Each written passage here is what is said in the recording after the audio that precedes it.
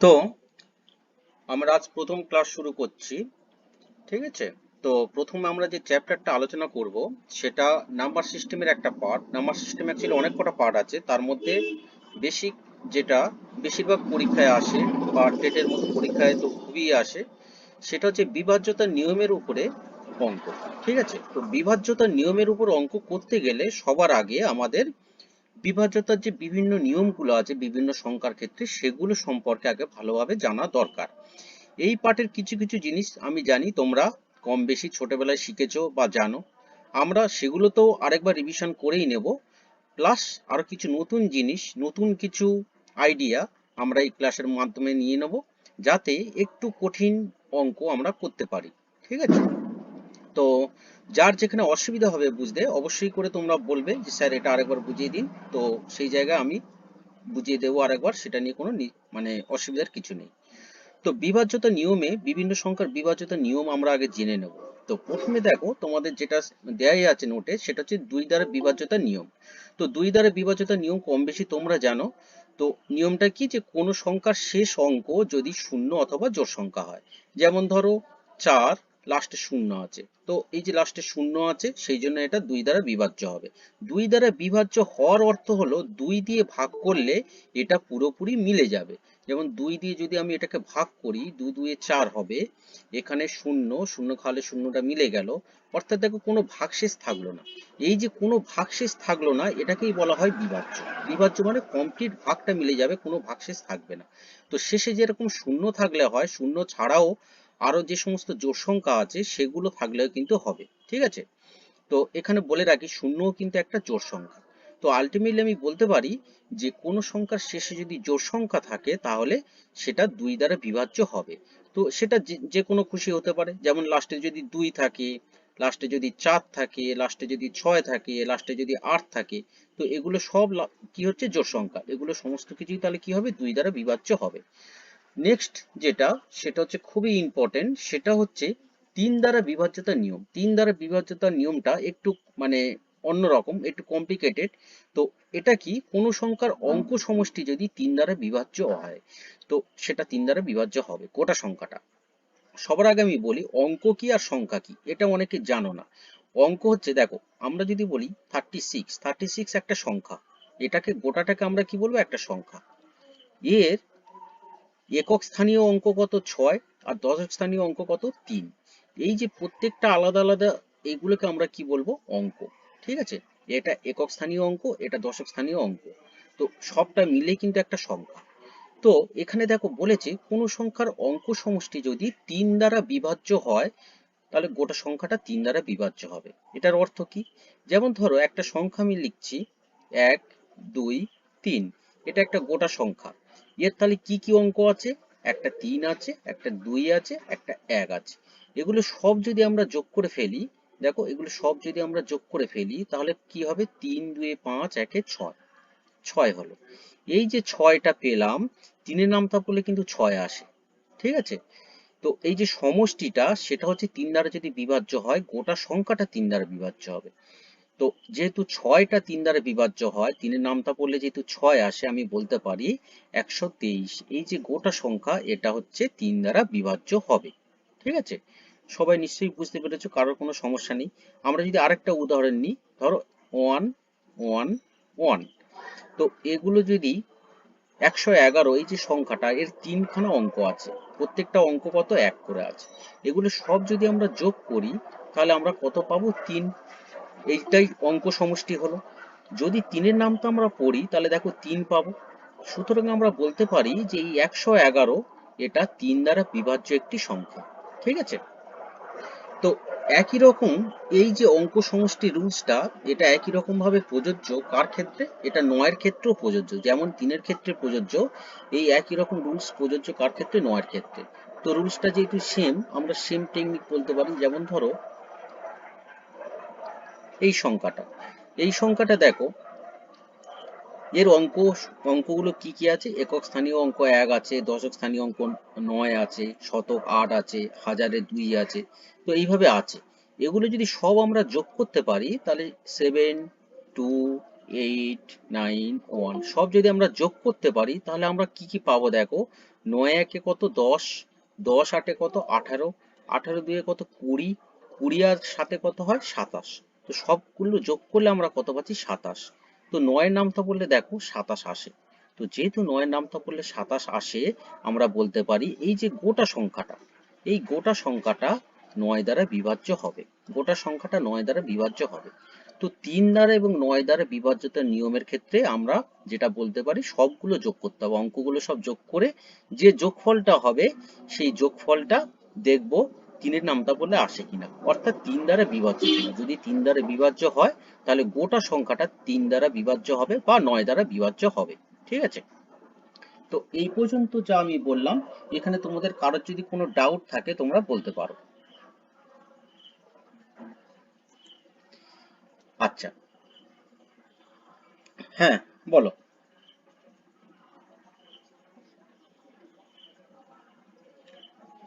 না, তার একটা নিয়ম আছে, ঠিক আছে, যেটা আমি পরেই বলতে যাচ্ছি। ঠিক আছে, সেটা হচ্ছে ডিজিটাল সাম, আমরা একটা টেকনিক ইউজ করব যাতে করে আরো কম সময় আমরা করতে পারি। ঠিক আছে, আমি সেটা বলবো, মানে ওয়েট করে একটু। এতক্ষণ পর্যন্ত আমি দুটো রুলসের কথা বললাম যেটা আমরা ছোটবেলা থেকে শিখে এসেছি, জানি। ঠিক আছে, এবারে দেখো এখানে একটা ছোট্ট, এখানে একটা মনে রেখো বলে লেখা আছে, যে সংখ্যা 9 দ্বারা বিভাজ্য সেটি অবশ্যই 3 দ্বারা বিভাজ্য হবে, কিন্তু 3 দ্বারা বিভাজ্য সব সংখ্যা 9 দ্বারা বিভাজ্য হবে না। এই কথাটা তাৎপর্য আগে বোঝার চেষ্টা করো। ঠিক আছে, একটা সংখ্যা ধরো, তুমি যে কোনো একটা সংখ্যা বলো যে সংখ্যাটা 9 দ্বারা বিভাজ্য, যেমন ধরো আমি 27 বললাম, 27 সংখ্যাটা 9 দ্বারা বিভাজ্য। ঠিক আছে, 27 সংখ্যাটা 9 দ্বারা বিভাজ্য। আবার আমি যদি বলি এই 27 সংখ্যাটা 3 দ্বারাও বিভাজ্য কি, তো অবশ্যই 3 এর নামটা বললে দেখো 27 আসে। তো এটা 3 দ্বারাও বিভাজ্য, এটা 9 দ্বারা বিভাজ্য। ঠিক আছে, তাহলে আমি বলতে পারলাম এই যে 27 এমন একটা সংখ্যা যেটা 9 দ্বারা বিভাজ্য, এবং 9 দ্বারা বিভাজ্য হচ্ছে, এটা আবার 3 দ্বারাও বিভাজ্য হচ্ছে। কিন্তু আমি যদি বলি 6, এটা তো 3 দ্বারা বিভাজ্য একটা সংখ্যা। প্রশ্ন হচ্ছে এটা কি 9 দ্বারা বিভাজ্য হবে? 9 নামটা বলে কি 6 আসে? তো হবে না। তাহলে একটা জিনিস দেখলাম, যেখানে 9 দ্বারা বিভাজ্য হচ্ছে কোন একটা সংখ্যা, সেটা 3 দ্বারাও বিভাজ্য হচ্ছে।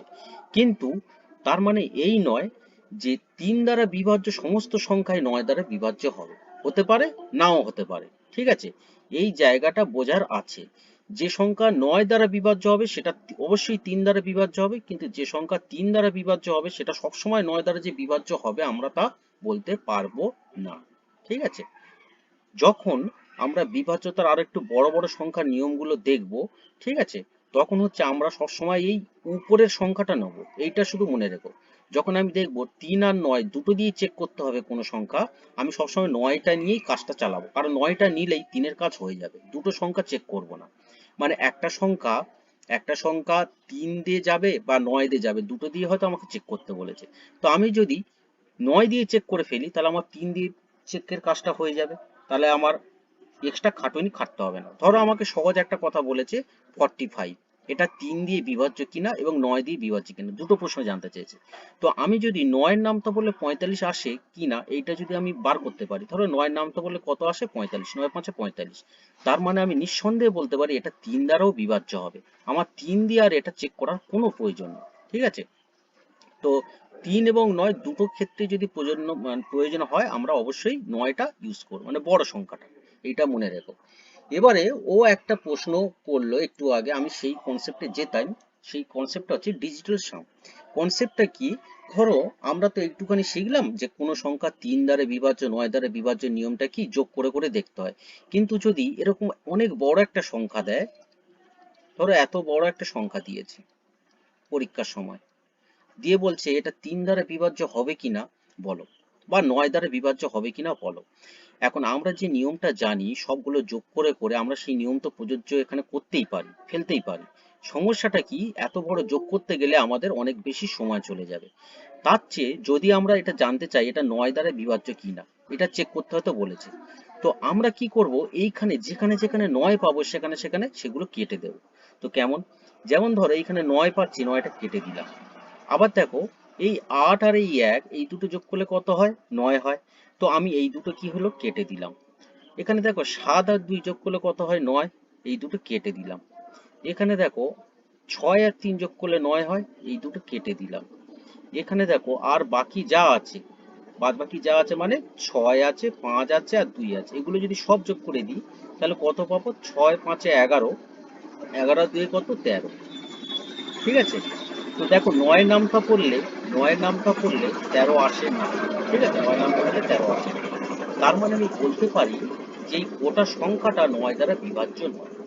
এটা করার ফলে দেখো আমাদের সময়টা অনেক বাঁচবে এবং আমরা ক্যালকুলেশন, কথা শুনতে পাচ্ছ না? আচ্ছা, আমি যেটা বলছি যে এই কনসেপ্টটায় আমরা কি করব, এটা হচ্ছে ডিজিটাল সামের কনসেপ্ট হচ্ছে তোমার যতগুলো ডিজিট আছে বা অঙ্ক আছে সেগুলোর হচ্ছে সব সাম করার বদলে আমরা ছোট ছোট যে সাম করে নয়ের বিভাজ্যতার যা সংখ্যা পাবো সেগুলো কেটে দেবো। যেমন ধরো এই গোটা সংখ্যাটার মধ্যে এতগুলো ডিজিট আছে, এতগুলো তো যোগ করা সম্ভব নয়। তো আমি কি করলাম, এখানে দেখো যে নয়টা পেয়েছি, 9 নামতা বলে তো 9 আসে, তো এই 9টা কেটে দিলাম। এখানে দেখো 8 আর 1 এই দুটো যোগ করলে কত হয়? 9 হয়। তো 8 আর 1টা হচ্ছে আমি কেটে দিলাম। এখানে 7 আর 2 এই দুটো যোগ করলে 9 হয়, তো আমি এই দুটোই হচ্ছে কেটে দিলাম। এখানে 3 আর 6 এই দুটো যোগ করলে 9 হয়, এই দুটোই আমি কেটে দিলাম।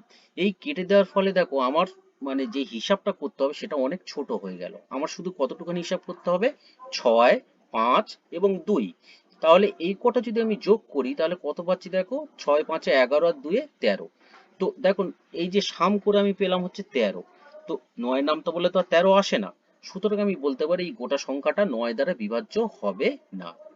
এটাই হলো মানে ডিজিটাল সামের কনসেপ্ট।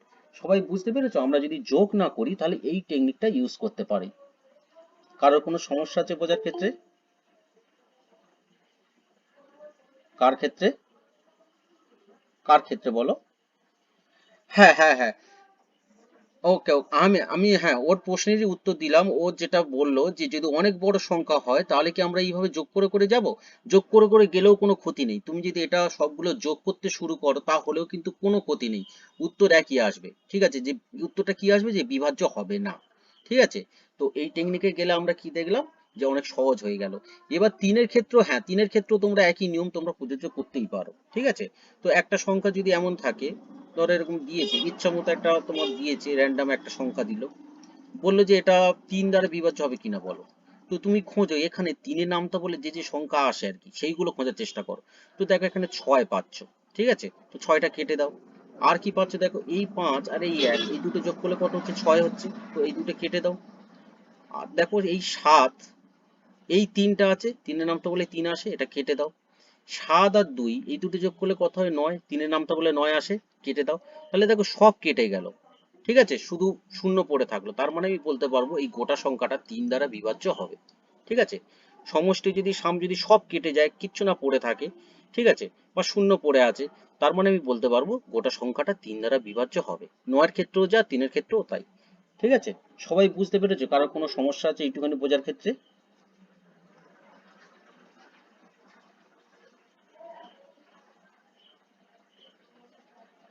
না, হবে না, হবে না। 11 বা 12, 13-র ক্ষেত্রে নিয়ম আলাদা।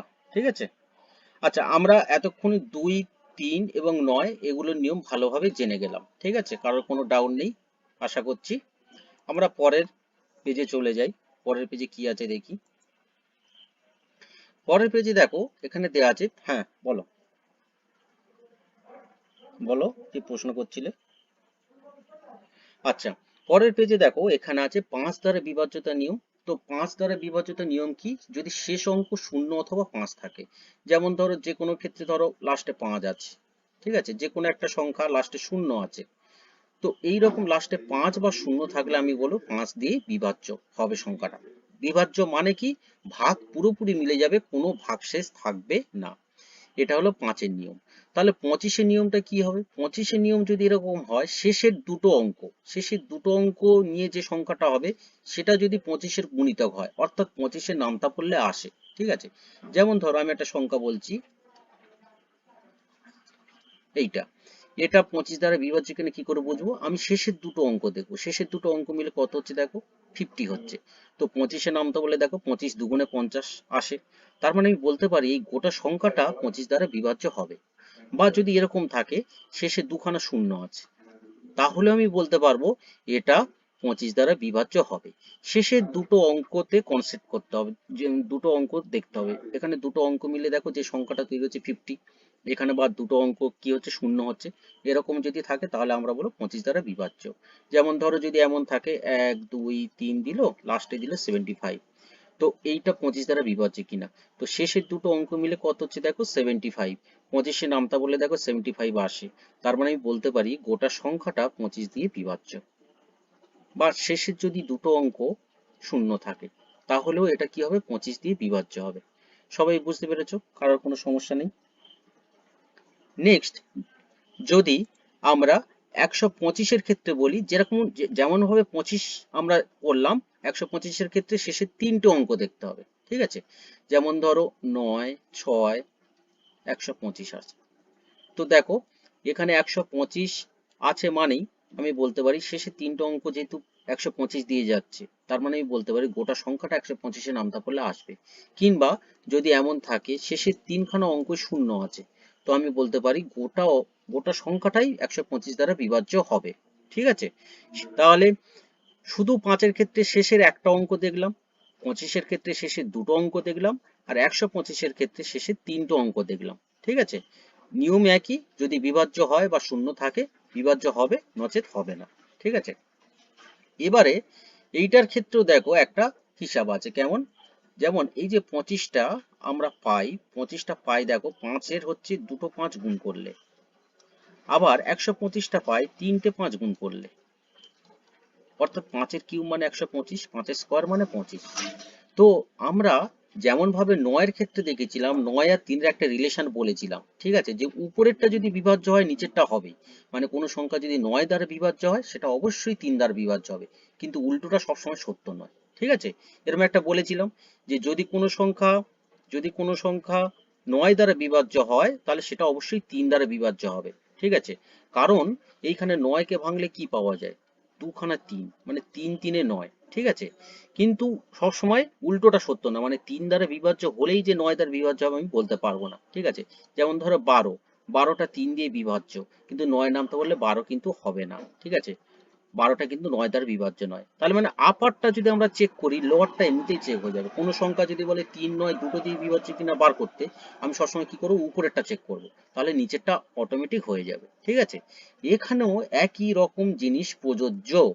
এখানেও দেখো যে সংখ্যা 125 দ্বারা বিভাজ্য হবে, 125 দ্বারা যে সংখ্যাটা বিভাজ্য হবে সেটা আমি বলতে পারি অটোমেটিক সেটা 5 আর 125 দিয়ে বিভাজ্য হবে, 5 এবং 25 দিয়ে বিভাজ্য হবে, কারণ 5 আর 25 এর থেকে ছোট সংখ্যা। কিন্তু 5 আর 25 দিয়ে হলেই যে সেটা 125 দিয়ে হবে সেটা আমি বলতে পারবো না। যেমন ধরো 50, 50টা 25 দিয়ে বিভাজ্য, 5 দিয়ে বিভাজ্য, কিন্তু 125-এর নামটা বলে কি 50 আসে? আসে না। সুতরাং নিচেরটা দিয়ে কিন্তু বিচার্য হবে না, উপরেরটা দিয়ে বিচার্য হবে। একই কথা প্রযোজ্য 25 এবং 5-এর ক্ষেত্রে। ঠিক আছে, যে সংখ্যা 25 দিয়ে বিভাজ্য সেটা 5 দিয়ে বিভাজ্য হবে, কিন্তু 5 দিয়ে বিভাজ্য হলেই যে সেটা 25 দিয়ে বিভাজ্য হবে আমি বলতে পারবো না। যদি বলি 75, এটা দেখো 25-এর নামতা পড়লে আসে, 25 5 25 3 75, আবার এটা 5-এর নামতা পড়লেও আসে, 5 15 75। অর্থাৎ দেখো উপরেরটা দিয়ে যদি ভাগ যায় নিচেরটা দিয়েও অটোমেটিক যাবে। কিন্তু আমি যদি বলি 10, 10টা দেখো 5 দিয়ে যায়, কিন্তু 25 দিয়ে 10টা যাবে না, 25-এর নামতা বললে 10 আসে না। তাহলে ছোটটা যদি দিক থেকে বিচার করি সবসময় বড়টা দিয়ে যাবে তা বলতে পারবো না, কিন্তু বড়টা দিয়ে যদি বিচার করি সবসময় কিন্তু ছোটটা যাবে।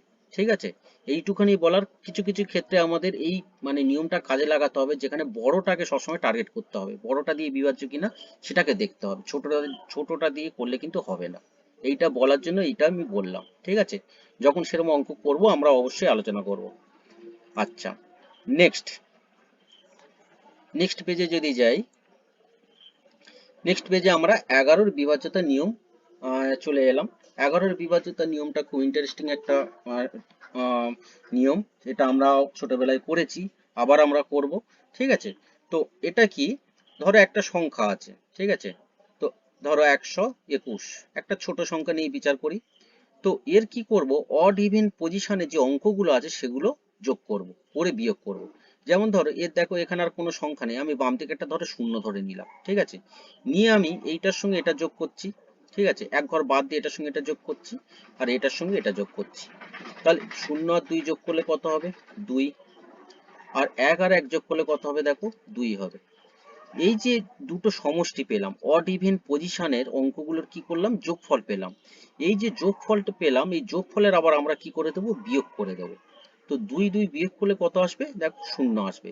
যদি এই বিয়োগফলটা 0 আসে কিংবা 11-র কোনো গুণিতক আসে, 11-র গুণিতক মানে কোনগুলো, 11-র নামতা পড়লে যেগুলো আসে, যেমন ধরো 11, 22, 33, ঠিক আছে, এরকম যদি কিছু আসে তাহলে আমি বলতে পারবো গোটা সংখ্যাটা 11 দিয়ে বিভাজ্য। ঠিক আছে, আরেকটা উদাহরণ দিই, যেমন ধরো 1331, এর দেখো এটার এটা যোগ করলে কত হবে, 4, এটার এটা যোগ করলে কত হবে, 4। দেখো এই দুটো যদি আমরা বিয়োগ করি তাহলে বিয়োগফলটা কত হবে, 0, বিয়োগফলটা 0 আসছে। তার মানে আমি বলতে পারি এই গোটা সংখ্যাটা 11 দিয়ে বিভাজ্য। যদি 0 না এসে যদি 11, 22 বা 33 বা 11-র কোনো গুণিতক আসতো তাহলেও কিন্তু নিয়মটা প্রযোজ্য হতো। ঠিক আছে, তো বিয়োগফলটা 0 আসতে হবে বা 11-র কোনো গুণিতক আসতে হবে, এটা হলো 11 দিয়ে বিভাজ্যতার নিয়ম। সবাই এই পর্যন্ত বুঝেছো না বুঝতে পারোনি, বলে ফেলো। ওকে, হ্যাঁ হ্যাঁ হ্যাঁ বলো। হ্যাঁ, হুম হুম।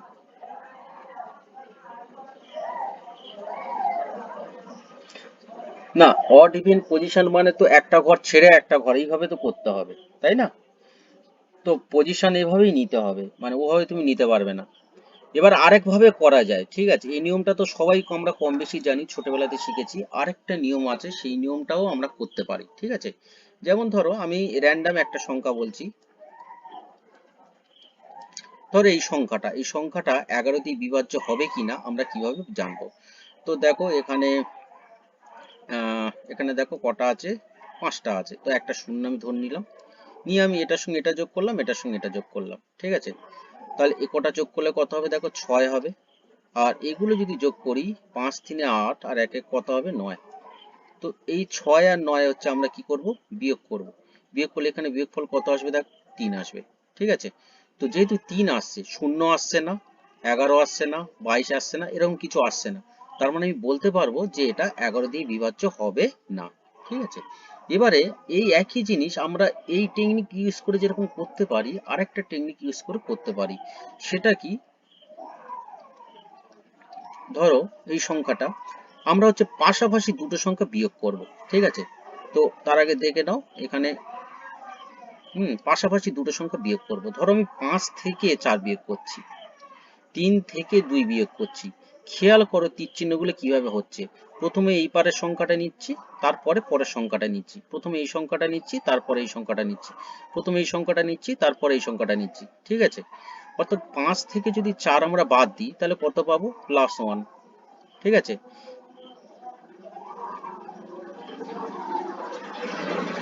আচ্ছা, একটি নয়েজ ক্যান্সেলেশন মোডেই দেওয়া আছে। ঠিক আছে, 5 থেকে 4 যদি আমরা বাদ দিই তাহলে আমরা এখানে কত পাবো, 1 পাবো, +1 পাবো। 3 থেকে যদি 2 বাদ দিই তাহলেও কত পাবো, +1 পাবো। ঠিক আছে, আর 1 থেকে যদি 0 বাদ দিই তাহলেও কত পাবো, +1 পাবো। ঠিক আছে, তো এখানে এগুলো সব যদি আমরা সাম করে দিই তাহলে এখানে কত পাবো, দেখো এগুলো হচ্ছে 3 হচ্ছে, অর্থাৎ 0 আসছে না, 11 আসছে না, 22 আসছে না, এগুলো কিছুই আসছে না। তার মানে আমি বলতে পারি এটা 3 দ্বারা বিভাজ্য নয়। এইভাবে পাশাপাশি বিয়োগ করেও করতে পারি। এবারে তুমি বলতে পারো স্যার যে এভাবে করছেন কেন, উল্টো দিকে বিয়োগটা করুন, আপনি তো এইটা থেকে এটাও করতে পারতেন। তো এটা থেকে এটাও যদি করি তাহলে সবগুলো এইভাবে করতে হবে। ঠিক আছে, তো সবগুলো যদি এইভাবে করি তখন 4 থেকে যদি 5 বিয়োগ করি তাহলে কত আসবে, -1। 2 থেকে যদি 3 বাদ দিই তাহলে কত হবে, -1। 0 থেকে যদি 1 বাদ দিই তাহলে কত হবে, -1। তো এগুলো সব হিসাব করলে কত আসছে, -3। এখানেও দেখো 0, 11, 22 কিছু আসছে না, তার মানে আমি বলতে পারি এটা 11 দিয়ে বিভাজ্য নয়। তাহলে 11 দিয়ে বিভাজ্য এরকম একটা সংখ্যা চেক করে দেখি এই নিয়মটা কার্যকর কিনা। ঠিক আছে, যেমন ধরো একটু আগে যে সংখ্যাটা আমরা আলোচনা করছিলাম সেটা হচ্ছে এমন ছিল, এইখানে দেখো এই দুটো বিয়োগ করো, 1 থেকে 3 বাদ দাও আর 3 থেকে 1 বাদ দাও।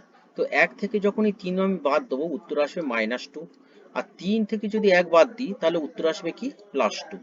এখন -2 আর +2 এই দুটো যদি আমরা হিসাব করি, অর্থাৎ এই দুটো যদি আমরা সাম করি তাহলে কত আসবে, দেখো এখানে এটা আসবে 0 আসবে।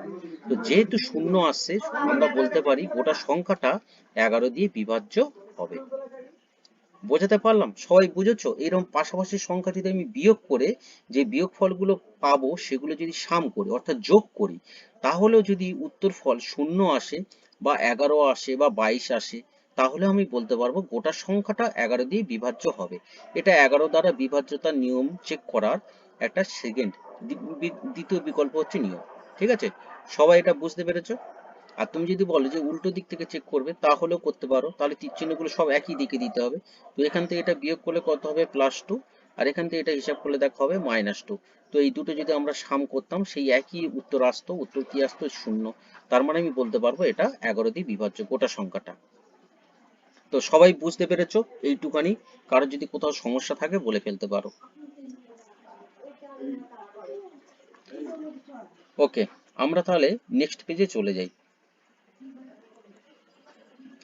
নেক্সট পেজে হচ্ছে, দেখো যেটা দেওয়া আছে সেটা হচ্ছে 4 দ্বারা বিভাজ্যতা নিয়ম। ঠিক আছে? 4 দ্বারা বিভাজ্যতা নিয়ম মানে কি? শেষের দুটো অঙ্ক দেখতে হবে 4 দ্বারা বিভাজ্য কিনা। যেমন ধরো একটা একটা সংখ্যা দিয়েছে, অনেক বড় একটা সংখ্যা দিয়েছে। ঠিক আছে? বলছে এটা 4 দ্বারা বিভাজ্য কিনা বলো।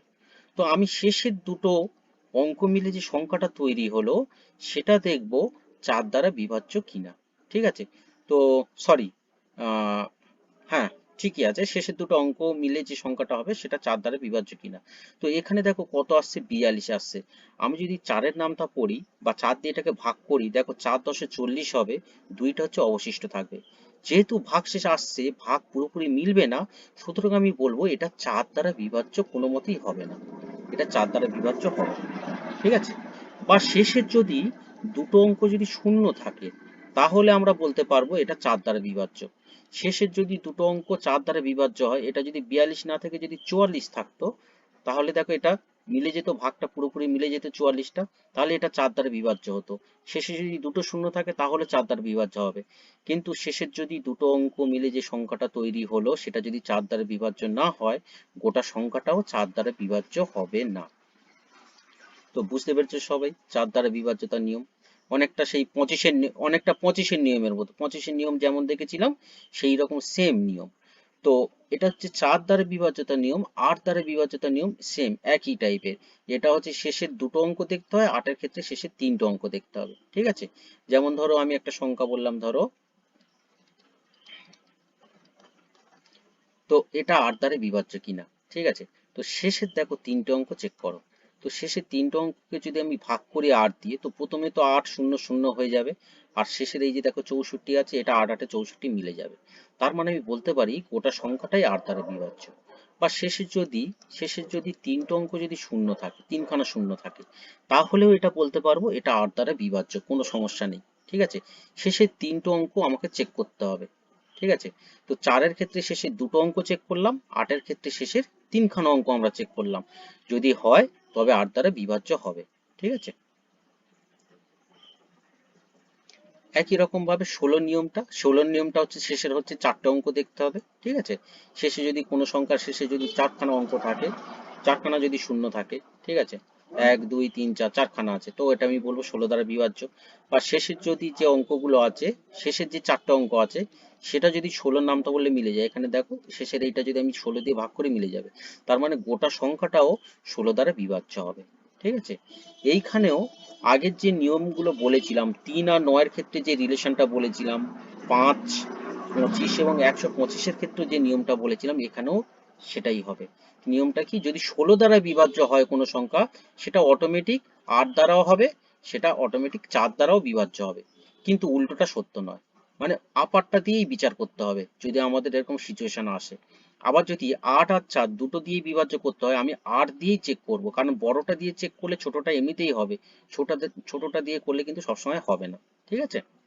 যেমন যদি আমি নিই 32, দেখো 16 নামতা হলে 32 আসবে, 16 নামতা হলে 32 আসবে, অর্থাৎ বড়টা দিয়ে হচ্ছে মানে এটা 8 দিয়েও হবে, এটা 4 দিয়েও হবে। 8 এর নামতা বললে হবে, 4 এর নামতা বললে দেখো 32 আসে। তার মানে যে সংখ্যাটা বড় দিয়ে যাচ্ছে সেটা ছোটগুলো দিয়েও যাবে, কিন্তু উল্টোটা সবসময় সত্য হবে না। ঠিক আছে? যেমন ধরো 8, এটা হচ্ছে 4 এর নামতা পড়লে আসে, কিন্তু এটা 16 নামতা বললে আসে না। ঠিক আছে? তো ছোটটা দিয়ে সবসময় হবে না, হতে পারে নাও হতে পারে, কিন্তু বড়টা দিয়ে যদি হয় ছোটগুলো এমনিতেই হবে। তো আগের যেটা নিয়ম 3 9 এর ক্ষেত্রে বলেছিলাম, 5, 25, 125 এর ক্ষেত্রে বলেছিলাম 4, 8 এবং 16 এর ক্ষেত্রেও একই নিয়ম প্রযোজ্য। ঠিক আছে, যখন প্রয়োজন হবে 4, 8, 16 তিনটে দ্বারাই চেক করতে হবে, সেক্ষেত্রে আমরা 16 দিয়েই চেক করবো, আপারটা দিয়ে চেক করবো, ছোটটা দিয়ে নয় কিন্তু। ঠিক আছে, আচ্ছা নেক্সট হচ্ছে আমরা চলে যাই পরের পেজে।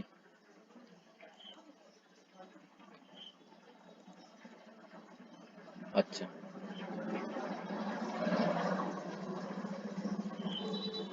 এটা হয়ে গেছে। এবার এই পেজে আমরা যদি আসি, এখানে দেখো 7 দ্বারা বিভাজ্যতা নিয়ম 13, 17, 19। ঠিক আছে, এই নিয়মগুলো করতে গেলে তোমাদের অনেকের রুলস মুখস্থ করতে হয়। ঠিক আছে, তোমরা মানে বইয়ের রুলস মুখস্থ করো এবং আবার যথাসময়ে ভুলেও যাও, কার্যক্ষেত্রে মনে রাখতে পারো না।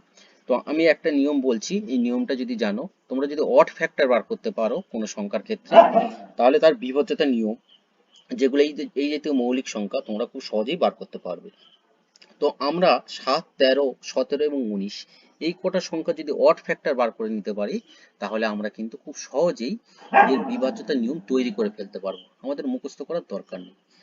আমি 7টা আগে ছেড়ে দিচ্ছি, আমি অন্য সংখ্যাগুলোর আগে আমি হিসাব করছি। দেখো এই যে 13 আছে, এটাকে আমি এইভাবে লিখতে পারি, কিরকম, 3x প্লাস 1, এইভাবে লিখবো অড ফ্যাক্টর বার করার জন্য।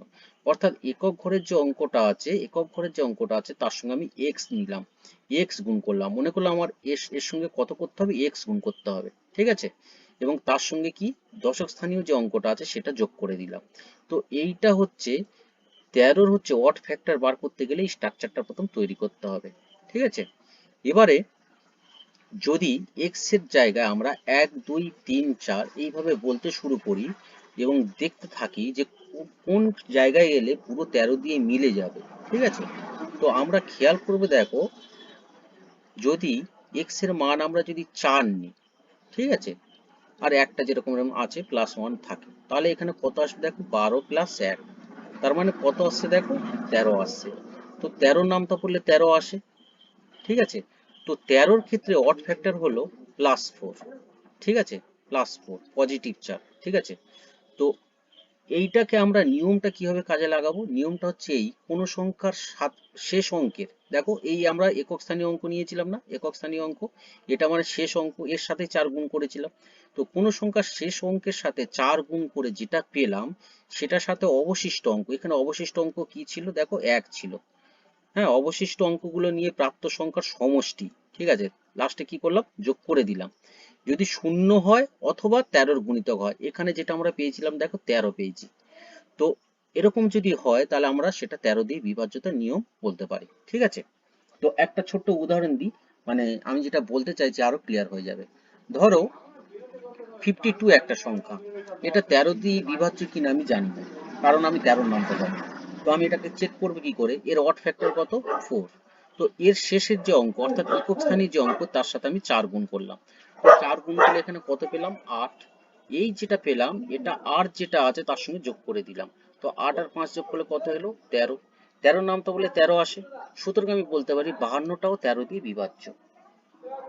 আচ্ছা, একটা বড় সংখ্যা নিই, চেক করি। দেখো 169, 169। ঠিক আছে, এর লাস্টে কত, একক স্থানীয় অঙ্ক মানে শেষ অঙ্কটা কত বা একক স্থানীয় অঙ্কটা কত, 9। এর সঙ্গে আমরা 4 গুণ করলাম।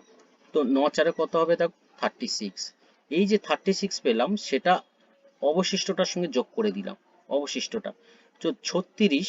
আর যদি 16 যদি আমরা যোগ করি তাহলে কত হবে দেখো, 36 6 42, 42 আর 10 52, 52। এইটা চলে এলো।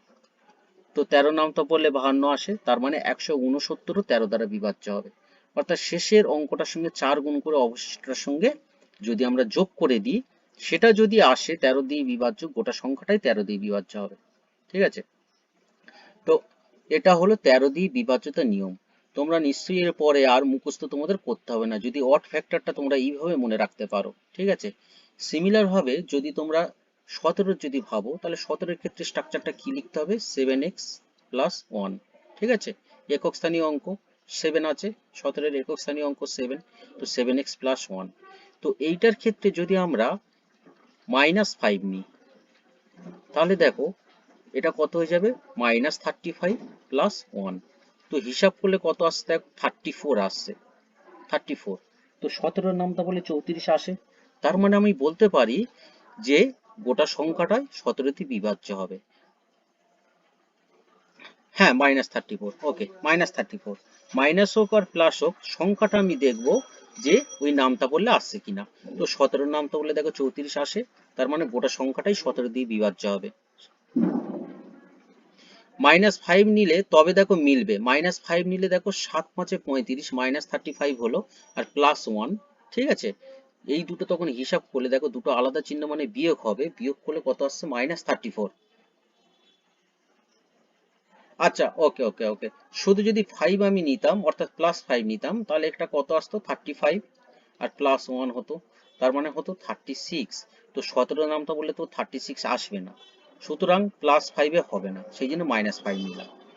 ঠিক আছে, -5 নিলে তবে দেখো সংখ্যাটা যেটা আসছে সেটা মিলে যাবে। বোঝা গেছে, মাইনাসটা এই জন্য নিলাম। এবার আমি বলছি এটার ক্ষেত্রে তাহলে রুলসটা কি হবে। এটার ক্ষেত্রে দেখো আগের ক্ষেত্রে +4 নিয়েছিলাম বলে আমি লাস্টে কি করেছিলাম, যোগ করেছিলাম। এটার ক্ষেত্রে -5 নিয়েছি মানে আমরা কি করব, বিয়োগ করব। যেমন ধরো 289, আমি জানতে চাই এটা 17 দিয়ে বিভাজ্য কিনা। তো আমি হচ্ছে একক স্থানীয় অঙ্কের সঙ্গে কি করব, 5 গুণ করব। একক স্থানীয় অঙ্কের সঙ্গে 5 গুণ করলে আমি কত পেলাম, 45। এই যেটা পেলাম আর এই অবশিষ্ট যেটা আছে সেই দুটোর আমরা কি করে দেবো, বিয়োগ করব। কেন, আমরা -5 নিয়েছিলাম, সেই জন্য এই দুটোর আমরা হচ্ছে বিয়োগ করব। তো এই দুটো যদি আমরা বিয়োগ করি, খেয়াল করে দেখো আমরা 17 পাবো। ঠিক আছে, 17 পাবো।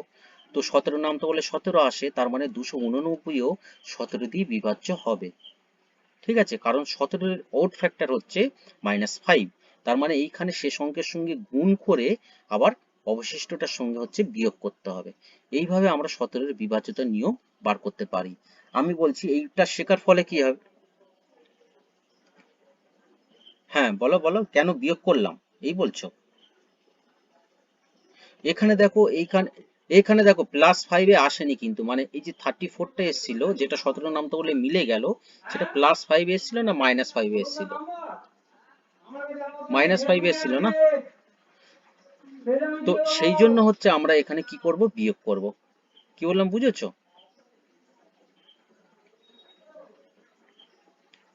হ্যাঁ, -5 বা তুমি এমনি 5 গুণ করতে পারো, করে বিয়োগ করতে পারো। আচ্ছা, তোমাদের যেটা -5 নিয়ে বোঝার অসুবিধা হচ্ছে, আমি আমি আমি আরো সিম্পল করে দিচ্ছি। হ্যাঁ হ্যাঁ বলো। হ্যাঁ হ্যাঁ বলো।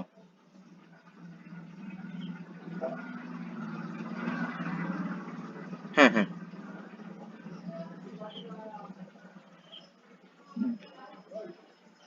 না না না না, 17 ক্ষেত্রে অড ফ্যাক্টর -5, +5 তো আসেনি, +5 মিলেছিল কি, এই যে 36 এসেছিল, +5 তো মেলেনি, সবসময়ের জন্য -5 দিয়েই করব। -5 দিয়ে করার অর্থ হচ্ছে এটাই যে 5 দিয়ে গুণ করো, অসুবিধা নেই, বাদ বাকিটা হচ্ছে বিয়োগ করো। আমি যদি 289 এর এই 9 এর সঙ্গে -5 গুণ করতাম, তাহলে আমার কত আসতো, -45। তো -45 এর 28 যদি আমি হিসাব করতাম, তাহলে সেই মাইনাসেই হিসাব করতাম, মানে দুটো আলাদা চিহ্ন মানে সেই বিয়োগ হতো। আমি এই বিয়োগটা এইভাবে না বলে বলছি তুমি এমনি গুণটা করো, করে বিয়োগ করে দাও, সহজভাবে যেটা বলছি, যে গুণটা করো করে বিয়োগটা করো। হ্যাঁ, বিয়োগ করে দেব, মাইনাসে আসছে বলে প্রথমে গুণ করব, শেষে বিয়োগ করে দেবো। আর এটা প্লাসে আসছিল বলে প্রথমে হচ্ছে গুণ করেছিলাম, পরে যোগ করে দিয়েছিলাম। বোঝা গেছে। তো সিমিলার ভাবে, হ্যাঁ সিমিলার ভাবে 19-এর ক্ষেত্রেও যদি আমরা ভাবি, 19-এর ক্ষেত্রেও নিয়মটা একই নিয়ম হবে। ঠিক আছে, 19-এর ক্ষেত্রে নিয়মটা আলাদা নিয়ম কিছু হবে না, একই নিয়ম হবে। এক্ষেত্রে হচ্ছে 19-এর ক্ষেত্রে যদি আমরা এখানে লিখি, 19 এককে 9 আছে, তো এটাকে আমরা লিখতে পারি 9x + 1। ঠিক আছে, তো আমরা যদি দেখো এখানে মানে x এর জায়গায় যদি 2 নিয়ে নিই, ঠিক আছে, শুধু 2 +2, ঠিক আছে, তো তাহলে কি হবে, 9 দুগুণে 18 + 1 19, দেখো এই 19টা পেয়েই যাচ্ছি, তাই না। সুতরাং আমি কি বলতে পারি, দেখো +2 নিয়েছি মানে শেষ অঙ্কের সঙ্গে আমরা কি করব, 2 গুণ করব, 2 গুণ করে বাদবাকিটার সঙ্গে কি করে দেবো, যোগ করে দেবো। ঠিক আছে, তুমি 19-এর যে কোনো মানে সংখ্যা নিয়ে এটা ট্রাই করতে পারো। ঠিক আছে, ধরো 76, এটা 19 দিয়ে যাবে কিনা আমি বুঝতে চাই, তাহলে শেষের সংখ্যার সঙ্গে কি করব, 2 গুণ করব, তাহলে কত এলো, 12। এইটার সঙ্গে অবশিষ্টটা কি করে দেবো, যোগ করে দেবো। তাহলে কত এলো, 19। দেখো 19 চলে এসছে, তার মানে 76টা 19-এর নামতা বলবে আসবে বা বিভাজ্য হবে। বুঝে গেল? তো একই নিয়ম এটা যদি আমরা 7-এর ক্ষেত্রে প্রযোজ্য করি, ঠিক আছে। 7-এর ক্ষেত্রে সমস্যা হচ্ছে এর কিছু যোগ করার নেই, যেমন এদের 2 অঙ্কের সংখ্যা বলে যোগ করার আছে, এই 7-এর ক্ষেত্রে নেই। সেই জন্য আমরা 7-এর কোনো গুণিতক নিয়ে এটা টেস্ট করি। তো 7-এর একটা গুণিতক সব থেকে ছোট কত, মানে 7 ছাড়া 14। তো এইটার আমরা অড ফ্যাক্টর যদি বার করি, এটাকে আমরা লিখতে পারি 4x প্লাস 1। এবারে আমি x এর জায়গায় যদি আমি দেখো x এর জায়গায় যদি -2 নিই আর প্লাস 1 করি, তার মানে এটা কত আসবে, এটা আসবে দেখো -8 প্লাস 1 অর্থাৎ -7। দেখো 7টা চলে আসে, এই যে 7টা চলে আসছে, যেহেতু 7টা চলে আসছে তার মানে আমি এইটার ক্ষেত্রে বলতে পারি অড ফ্যাক্টর হচ্ছে -2। যেহেতু মাইনাসে আসছে অড ফ্যাক্টর, তার মানে আমরা গুণ করব, তার সাথে বিয়োগ করব। তো 7-এর ক্ষেত্রে হচ্ছে নিয়ম হচ্ছে গুণ করতে হবে শেষের সঙ্গে, শেষে আবার কি করতে হবে, বিয়োগ করতে হবে। ঠিক আছে, তুমি যে কোনো সংখ্যা নাও, ধরো 343, তো এর শেষে হচ্ছে 2 আমরা গুণ করলাম, তো 2 গুণ করলে এটা কত এলো, 6। তো এইটা লাস্টে আমরা কি করব, বিয়োগ করব, কেন, মাইনাস অড ফ্যাক্টর এসছে। তো বিয়োগ যদি করি 34 থেকে যদি 6 বাদ দিই, তাহলে কত আসবে দেখো 28, 28 আসবে।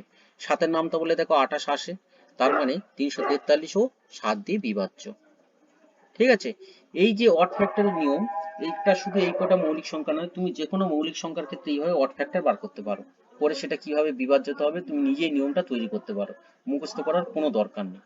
এতক্ষণ পর্যন্ত দেখো 7, 13, 17, 19 যে কটা মৌলিক সংখ্যা নিয়ে আমাদের খুব কনফিউশন হয় পরীক্ষায়, সেগুলো আমি ক্লিয়ার করে দিলাম যাতে তোমরা নিজেরা মনে রাখতে পারো, নিজেরাই ক্যালকুলেশন করে। ঠিক আছে, তো সবাই বুঝতে পেরেছো, কারোর কোনো সমস্যা নেই তো, বলে ফেলো তাহলে।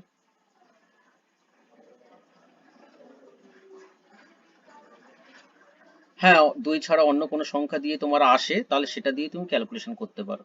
ঠিক আছে, এখানে যেমন সব থেকে কম আমি 2টা পেয়েছি, তুমি 3, 4, 5, 6 এভাবে হিসাব করে করে দেখবে, প্লাস এবং মাইনাস দুটো দিয়ে হিসাব করে দেখবে যে কোনখানে মেলে, যেটা দিয়ে মিলবে জানবে সেটাই এটার অড ফ্যাক্টর। ঠিক আছে, এবার প্লাসে যদি আসে তাহলে যোগ করবে শেষমেশ, আর যদি মাইনাসে আসে তার বিয়োগ করে দেবে। ঠিক আছে, তো একাধিক অড ফ্যাক্টর আসতেই পারে। ঠিক আছে, তো তো একাধিক সেরকম ভাবে রুলস হতে পারে। তো ঠিক আছে, আমরা তাহলে হ্যাঁ হ্যাঁ হ্যাঁ হ্যাঁ হ্যাঁ হ্যাঁ হ্যাঁ হ্যাঁ হ্যাঁ হ্যাঁ হ্যাঁ, মাইনাসে যদি আসে বিয়োগ করবে, প্লাসে যদি আসে যোগ করবে, আর কিচ্ছু না। আচ্ছা নেক্সট, এটা হচ্ছে, এটা গেল 7, 13, 7, 13, 17, 19 মৌলিক সংখ্যাগুলো হয়ে গেল আমাদের। এবার হচ্ছে আমাদের যে যৌগিক সংখ্যাগুলো, তো যৌগিক সংখ্যাগুলো আমাদের মানে পরীক্ষায় প্রায়শই আসে এই কনসেপ্টের অঙ্ক। তো এগুলো খুবই সহজ, আমি মানে খুব সহজেই এটা বলে দিতে পারি। যেমন যদি বলি কোনো সংখ্যা 6 দিয়ে বিভাজ্য কিনা কি করে বুঝবি, 6 তো একটা মানে যৌগিক সংখ্যা, মৌলিক সংখ্যা নয়। তো আমি সবার আগে ভাববো 6কে ভাঙলে কি কি আসে। তো 6কে ভাঙলে দেখো 2 গুণ 3 আসে, তার মানে যে সংখ্যাটা 2 এবং 3 দুটো দিয়ে বিভাজ্য, আমি বলতে পারি সেই সংখ্যাটা 6 দিয়েও বিভাজ্য হবে। ঠিক আছে, যেমন ধরো আমি একটা উদাহরণ যদি দিই, ধরো অনেক বড় একটা সংখ্যা, ঠিক আছে, অনেক বড় একটা সংখ্যা বলছে এটা 6 দিয়ে বিভাজ্য হবে কিনা বলো। তো সবার আগে দেখবো এটা 2 দিয়ে বিভাজ্য কিনা। তো শেষে দেখো শেষে জোড় শূন্য আছে, তার মানে এটা 2 দিয়ে বিভাজ্য। এবার দেখবো এটা 3 দিয়ে বিভাজ্য কিনা। 3 দিয়ে বিভাজ্যের ক্ষেত্রে আমি বলেছিলাম যেখানে যেখানে মানে মানে 9 পাবে, 9 পেলে 9 ধরে হিসাব করলেও হবে বা 3 ধরে হিসাব করলে হবে। তো এখানে দেখো 9 কেটে দাও, 8 আর 1 যোগ করলে 9 কেটে দাও, 7 আর 2 যোগ করলে 9 হয়, কেটে দাও, সব কেটে গেল। তার মানে এটা 3 দ্বারা বিভাজ্য, এবং যেহেতু 3 দ্বারা বিভাজ্য হচ্ছে, তার মানে আমি বলতে পারি এটা 3 এবং 2 দুটো দ্বারা বিভাজ্য। যেহেতু 3 এবং 2 দুটো দ্বারা বিভাজ্য, এটা অবশ্যই 6 দ্বারাও বিভাজ্য হবে। ঠিক আছে, তো যৌগিক হ্যাঁ হ্যাঁ বলো। না, 6 দ্বারা বিভাজ্য হবে না। ঠিক আছে, কারণ 6 কে ভাঙলে যেহেতু 2, 3 দুটোই আসে, তো দুটো দিয়েই আসতে হবে, তবেই সেটা 6 দ্বারা বিভাজ্য হবে, নচেত হবে না। ঠিক আছে, একই রকম ভাবে আমরা যদি আদার্স গুলো চেক করি, 10-এর ক্ষেত্রে যদি চেক করি, 10-এর নিয়মটা এটা আমরা জানি, ঠিক আছে, অলরেডি ছোটবেলায় শিখেছিলাম। তো কেন এটা হলো সেটার ব্যাখ্যা হচ্ছে এই 10-কে যদি ভাঙি, 5 আর 2 ছাড়া কিছু পাওয়া যাবে না। তার মানে 5 এবং 2 দুটো দ্বারাই বিভাজ্য হতে হবে, তবেই সেটা 10 দ্বারা বিভাজ্য হবে। এবং এবং 2 এর ক্ষেত্রে আমরা নিয়ম দেখেছি কি, শেষে যদি শূন্য থাকে 2 দ্বারা বিভাজ্য হবে। আর 5-এর ক্ষেত্রে এই নিয়মটা দেখেছি, শেষে যদি শূন্য থাকে শেষে যদি শূন্য থাকে সেটা 5 দ্বারা বিভাজ্য হবে। যেহেতু শূন্যটাই দুজনের ক্ষেত্রে কমন, 2 এর ক্ষেত্রেও কমন, 5 এর ক্ষেত্রেও কমন, ঠিক আছে, সেহেতু আমরা বলতে পারি কোনো সংখ্যার শেষে যদি শূন্য থাকে তাহলে সেটা 10 দ্বারা বিভাজ্য হবে। কারণ শেষে শূন্য থাকলেই তবেই সেটা 2 দ্বারা বিভাজ্য হবে, সেটা 5 দ্বারা বিভাজ্য হবে, নচেত কিন্তু হবে না। ঠিক আছে, তো তাহলে আমরা যে কোনো সংখ্যা, যেমন ধরো 90, ঠিক আছে, শেষে শূন্য আছে মানে এটা 2 দিয়ে যাবে, এটা 5 দিয়েও যাবে। 2 আর 5 যেহেতু দুটো দিয়েই যাচ্ছে, তার মানে আমি বলতে পারি এটা 10 দিয়েও যাবে, কারণ 5 আর 2 গুণ করলেই 10 আসে। বুঝে গেল? মানে 10 এর নিয়মটা কেন শেষে শূন্যের নিয়ম হয়, কারণ 2 আর 5 দুটো দিয়েই বিভাজ্য যেতে হবে, এবং শূন্য থাকলে তবেই 2 এবং 5 দুটো দিয়েই বিভাজ্য যাবে। তো শেষে শূন্য থাকলে সেই জন্য সেটা 10 দিয়েও বিভাজ্য। আশা করি সবাই বুঝতে পেরেছো, কারোর কোনো সমস্যা নেই। নেক্সট হচ্ছে 12 দিয়ে বিভাজ্যতা নিয়ম। 12 দিয়ে বিভাজ্যতা নিয়ম একই রকম ভাবে দেখো, যদি 12টাকে আমরা ভাঙি, 12টাকে ভাঙলে অনেক ভাগে ভাঙা যায়, ঠিক আছে, 6, 2 এভাবে ভাঙা যায়, 4, 3 এইভাবে ভাঙা যায়।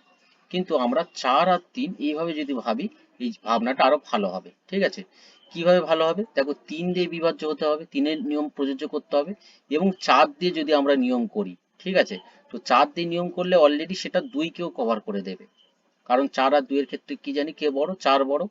তো যেহেতু 4 দিয়ে বিভাজ্য আমরা দেখছি, অলরেডি সেটা 2 কে কভার করে দিচ্ছে। আবার 3 দিয়ে, আবার 6 কে ভাঙলে কি কি আসে, 6 কে ভাঙলে দেখো 2 আর 3 আসে, তাই তো? তাহলে অলরেডি 3টা এখানে কভার হয়ে যাচ্ছে যখন 3 এর আমরা নিয়মটা প্রযোজ্য করছি, এবং 2 এর নিয়মটাও অলরেডি কভার হয়ে যাচ্ছে এই 4 দিয়ে যখন আমরা করছি। তো 4 আর 3 দুটো দিয়ে যদি আমরা করি, তাহলে সবগুলো কভার হয়ে যাবে। কি বললাম বুঝেছো? সেই জন্য এটা হচ্ছে আমরা 4 আর 3 এর রুলস প্রযোজ্য করব 12টা কোন সংখ্যা 12 দিয়ে বিভাজ্য কিনা এটা জানার জন্য।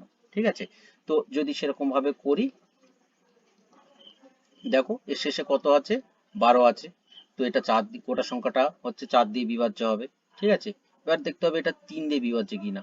তো এটা দেখো 9টা কেটে যাবে 3 এর নামতা পড়লে, 8 আর 1 যোগ করলে কত হচ্ছে 9, 3 এর নামতা বলে 9 আসে, কিন্তু 2টা পড়ে থাকছে, সুতরাং আমি বলতে পারি এটা 2 দিয়ে 3 দিয়ে বিভাজ্য নয়। যেহেতু 3 দিয়ে বিভাজ্য নয়, এটা 12 দিয়ে বিভাজ্য হবে না। তো 3 এবং 4 দুটো দিয়ে যদি হয়, সেটা অবশ্যই 12 দিয়ে বিভাজ্য হবে। ঠিক আছে, সবাই নিশ্চয়ই বুঝতে পেরেছো। একই রকম ভাবে 15 নিয়ম, 18 নিয়ম, ঠিক আছে, এগুলো তোমরা একটুখানি দেখে নেবে বাড়িতে। 15 নিয়ম হচ্ছে 5 আর 3, 5 আর 3 দুটো নিয়মে দেখতে হবে। 18 নিয়ম কি, 18 নিয়ম 9 আর 2, 9 দুগুণে 18, 9 এবং 2 দুটো দিয়ে দেখতে হবে, এবং 20 নিয়ম হচ্ছে 4 এবং 5 দুটো দিয়েই দেখতে হবে, চেক করতে হবে।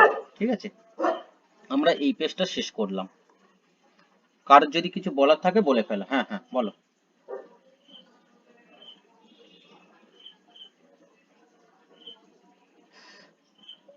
ও ও ও আচ্ছা আচ্ছা, সরি সরি, আমি নোটটা তৈরি করতে গিয়ে এটা ভুল হচ্ছে, এটা 12 দ্বারা বিভাজ্য হবে। ঠিক আছে, মানে ভুল হয়ে গেছে, এটা টাইপটা করা।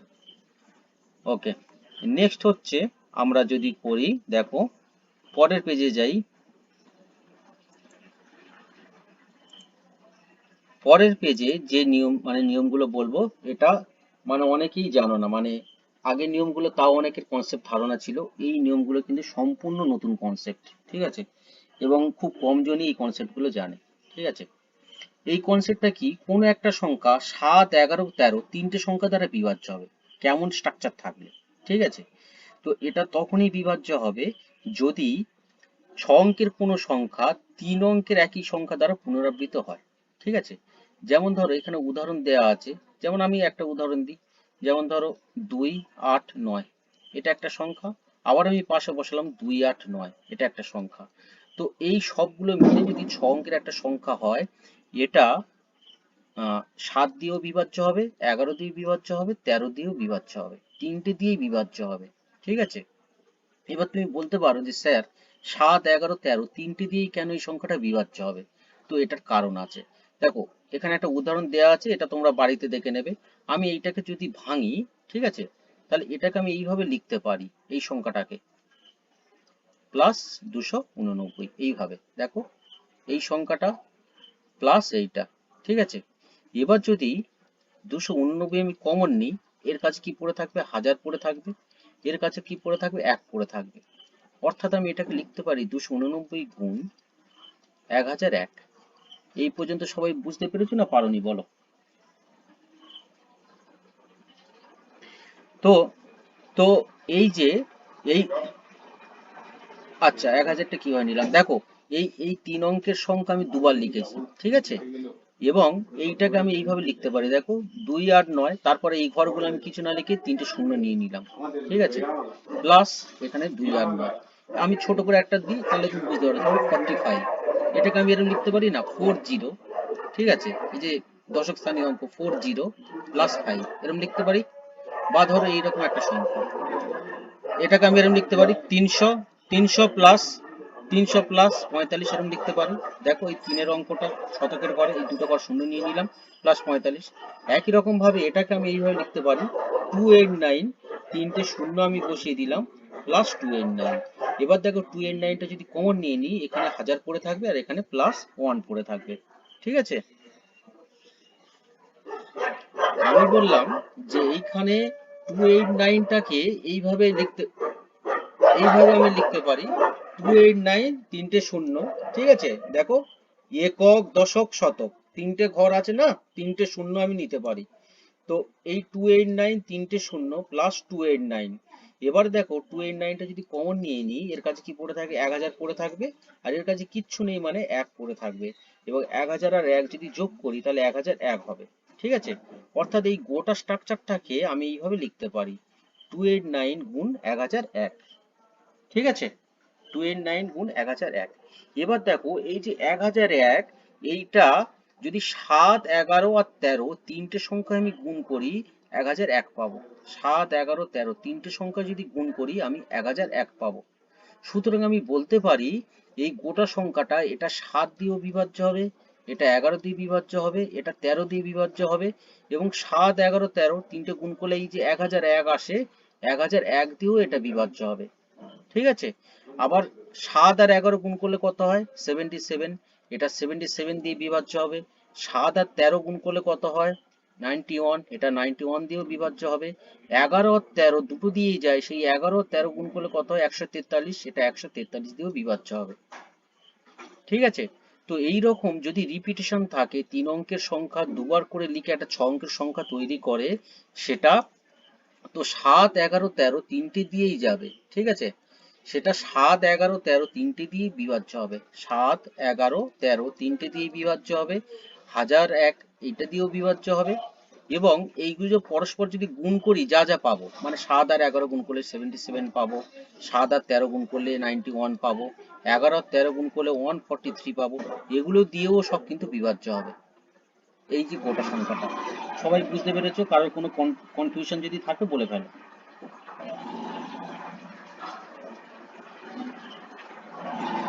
হ্যাঁ, বুঝতে পেরেছো কি?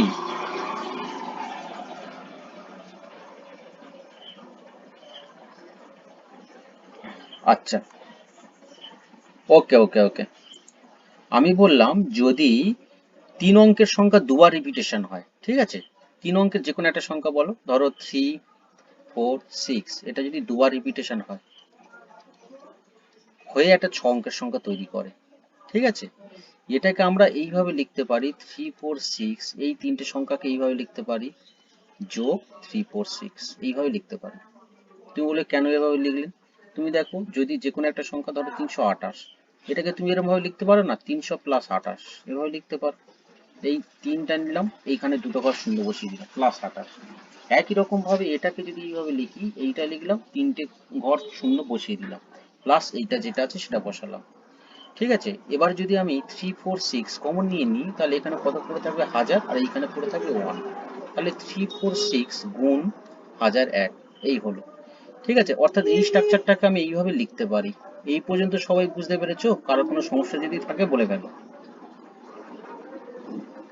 এবার আমি বলছি, হ্যাঁ হ্যাঁ বলো বলো। এবার এই 1001 যেটা আছে, 7, 11, 13 তিনটে গুণ করলে, তিনটে যদি গুণ করো দেখবে 1001 পাবে, ঠিক আছে। তো যেহেতু 1001 কে এইভাবে লেখা যায় 7 গুণ 11 গুণ 13, সুতরাং আমি বলতে পারি এই যে গোটা সংখ্যাটা, গোটা স্ট্রাকচারটা, এটা 7 দিয়েও বিভাজ্য হবে, এটা 11 দিয়ে বিভাজ্য হবে, এটা 13 দিয়েও বিভাজ্য হবে, এটা 1001 এটা দিয়েও বিভাজ্য হবে, আবার 7 আর 11 যদি আমরা গুণ করি তাহলে কত পাবো? 77, এটা দিয়েও বিভাজ্য হবে। 7 আর 13 যদি গুণ করি 91 পাবো, এটা দিয়েও বিভাজ্য হবে। 11 আর 13 গুণ করলে 143 হবে, এটা দিয়েও বিভাজ্য হবে। ঠিক আছে, তো এরকম একটা স্ট্রাকচার দিয়ে যদি বলে এটা কি দ্বারা বিভাজ্য হবে, আমি সহজেই বলে দেবো, আমার কোনো হিসাব করার কিচ্ছু দরকার নেই, এই কনসেপ্টটা বুঝে নিলাম। বুঝে গেল? নেক্সট হচ্ছে আমরা যদি যাই পরের যদি পেজে যাই, সেখানে হচ্ছে দেখো আবার আলাদা, সেখানে আবার এখানে আছে দেখো 3, 7, 11, ও সরি একটা পেজ আমি মিস করে চলে এসেছি। এইখানে আবার দেখো 3, 7, 13 এবং 37 দ্বারা যুগপৎ বিভাজ্যতার নিয়ম, মানে 3, 7, 13, 37 দ্বারা একসঙ্গে যাবে। ঠিক আছে, এরকম কখন হবে? যদি দুটো সংখ্যা তিনবার রিপিটেশন হয়। দুটো সংখ্যা মানে ধরো দুটো অঙ্ক নিয়ে একটা সংখ্যা, ধরো 25, এইটা যদি আমি তিনবার লিখি তাহলে এই যে সংখ্যাটা পাবো, এটা 3 দিয়ে, 7 দিয়ে, 13 দিয়ে, 37 দিয়ে, তিনটে দিয়ে বিভাজ্য হবে। তুমি বলতে পারো কেন? তাহলে দেখো এই 25টাকে এইভাবে লিখতে পারি 25 আর তারপরে হচ্ছে 4টে শূন্য। এই 25টাকে এইভাবে লিখতে পারি 25 তারপরে দুটো শূন্য, আর এই 25টা বসিয়ে নিলাম। এবার দেখো যদি 25 আমি কমন নিই, এইখানে আমি কি পাবো? 4টে শূন্য। এইখানে কি পাবো? দুটো শূন্য, 100 পাবো, আর এইখানে হচ্ছে 1 পাবো। এবার যদি এটাকে আমি যোগ করি তাহলে এরকম পাবো 1 0 1 0 1, এই কটা যোগ করলে। অর্থাৎ এই যে গোটা স্ট্রাকচারটাকে আমি এইভাবে লিখতে পারি। ঠিক আছে, এবার এই যে 1 0 1 0 1, এই গোটা স্ট্রাকচারটা যদি এই কোটা আমি গুণ করি কিন্তু পাবো 3, 7, 13 এবং 37 সবগুলো যদি আমি গুণ করি তাহলে কিন্তু 1 0 1 0 1 পাবো। যেহেতু এইগুলো ভাঙলে 3, 7, 13, 37 সব আসে, তার মানে আমি বলতে পারি এই গোটা স্ট্রাকচারটা 3 দিয়ে যাবে, এটা 7 দিয়েও যাবে, এটা 13 দিয়েও যাবে, এটা 37 দিয়েও যাবে, এটা এই স্ট্রাকচারটা দিয়েও যাবে, এই স্ট্রাকচারটা দিয়েও এটা বিভাজ্য হবে। আবার 37 আর 13 যদি গুণ করি কত হবে? 481, এটা দিয়েও এটা যাবে। 37 আর 7 গুণ করলে 259, এটা দিয়েও যাবে। 37 আর 3 গুণ করলে 111, এটা দিয়েও যাবে। 13 সাথে কত? 91, এটা দিয়েও যাবে। 13 3 39, এটা দিয়েও যাবে, এতগুলো দিয়েও যাবে। বলো বুঝতে পেরেছো কিনা?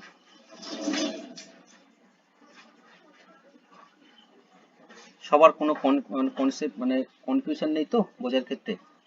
মানে হ্যাঁ হ্যাঁ বলো। হুম হুম।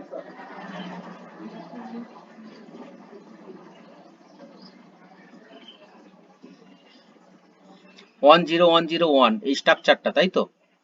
তুমি দেখো মুখস্থ করতে পারো বা এই কনসেপ্টটা তুমি যদি প্র্যাকটিস করো তোমার এমনি মনে থাকবে যে এইখানে দেখো দুটো সংখ্যা রিপিটেশন হলে তবে এই স্ট্রাকচারটা তৈরি হবে। মানে যখন এইটার সঙ্গে 10,000-এর সঙ্গে 100 এবং তার সঙ্গে 1 যোগ করবে তবেই স্ট্রাকচারটা আসবে। ঠিক আছে, মানে তুমি এটাকে ছবির মতো করে বারবার মানে কল্পনা যদি করতে থাকো তোমার দেখবে মুখস্থ হয়ে যাবে। তবে হ্যাঁ, এইটা মুখস্থ করতে হবে, এই 10101 এটা কি করে পাবো, কোন কোন সংখ্যা গুণ করলে, এটা অবশ্যই জানতে হবে, মানে মুখস্থ রাখতে হবে। 3, 7, 13 এবং 37 এই কটা গুণ করলেই তবে আমি এইটা পাবো, কি পাবো? 10101। ঠিক আছে, আর শুধু কি বলেছিলাম 7, 11 আর 13 এই কটা যদি আমরা গুণ করি তাহলে আমরা কি পাবো? বলেছিলাম আগের পেজে বলেছিলাম 1001 পাবো।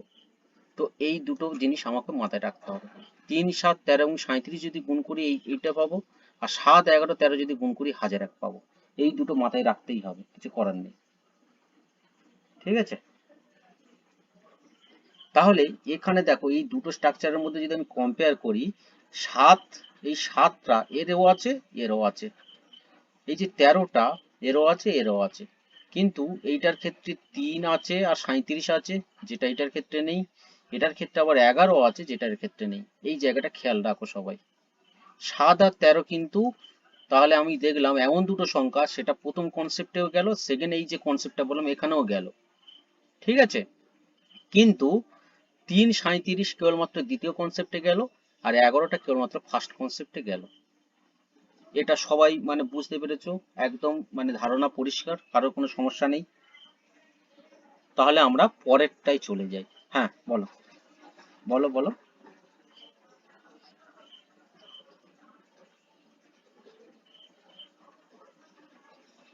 আচ্ছা, আমি এই যে এইটা আমি বোঝাচ্ছিলাম, ঠিক আছে?